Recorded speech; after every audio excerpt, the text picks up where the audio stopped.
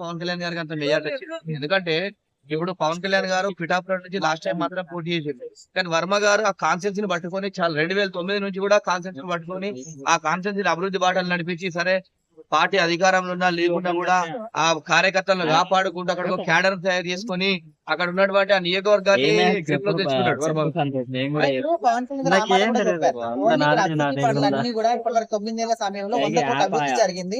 అందులో నేను ఒక్కనే కాదు, వర్మ గారు కావచ్చు, టీడీపీ అందరం కలిసి చేస్తున్నామని చెప్పాను. సో ఈయనేమో ఓన్లీ ఇక్కడ టీడీపీ తక్కువ చేసి కొన్ని కామెంట్ చేస్తారు. కరెక్ట్ అంటారా? అంటే ఇప్పుడు ఒక మాట, ఇప్పుడు ఆయనకు తక్కువ చూసారు కాబట్టి అన్నాడు. వట్టికి ఎందుకంటారండి? ఇప్పుడు ఒక నియోజకంలో ఆయన కష్టపడి పనిచేసి అంత చేసినప్పుడు ఆయనకు ఇప్పుడు తక్కువ చేస్తారంటారు. వాటికి ఎందుకంటే ఒక నియోజకవర్గం ఇన్ఛార్జ్ అంటే ఇప్పుడు ఆయన ఒక ఎమ్మెల్యేగా సిటీ ఒక ఎమ్మెల్యే కూడా గెలిచాడు ఒకసారి.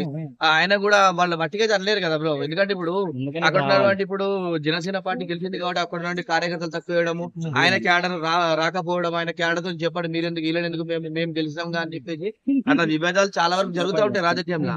అట్లా గిట్ట కంపల్సరీ ఆయన ఆ వేదంతో కూడా వర్మ గారు చెప్పింది కూడా నిజమే ఉంటది. దీనికి కూడా కొంతమంది ప్రజలు ఏమంటున్నారంటే మీకు చంద్రబాబు నాయుడు గారు మాట ఇచ్చారు. సో ఏమైనా మాట్లాడాలనుకుంటే, పోరాడాలనుకుంటే ఆయనతో మాట్లాడాలి, కానీ ఇక్కడ జనసేన పార్టీ ఎందుకు టార్గెట్ చేశారు అనేది చాలా టార్గెట్